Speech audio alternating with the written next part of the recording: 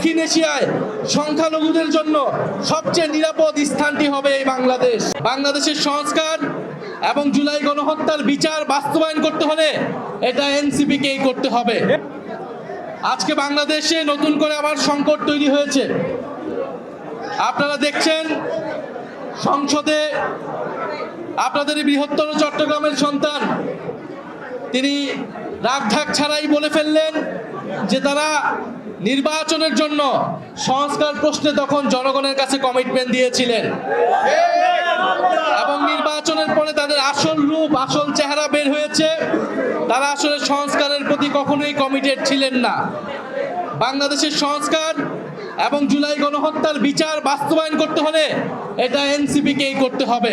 পশ্চিমবঙ্গের এই নির্বাচনের ফলাফলের পরে বাংলাদেশের দায়িত্ব অনেক বেড়ে গিয়েছে। বাংলাদেশকে দায়িত্বশীল আচরণ করতে হবে। বাংলাদেশের স্বাধীনতা সার্বভৌমত্ব, এদেশের হিন্দু মুসলমান বৌদ্ধ খ্রিস্টান সকলের নিরাপত্তা এবং নাগরিক অধিকার নিশ্চিতের দায়িত্ব আমাদেরকে নিতে হবে।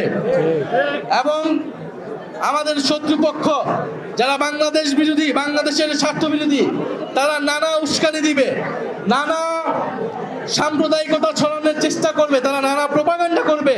আমাদেরকে এই বিষয়ে সচেতন থাকতে হবে। আমরা এটা দেখিয়ে দিব দক্ষিণ এশিয়ায় সংখ্যালঘুদের জন্য সবচেয়ে নিরাপদ স্থানটি হবে এই বাংলাদেশ।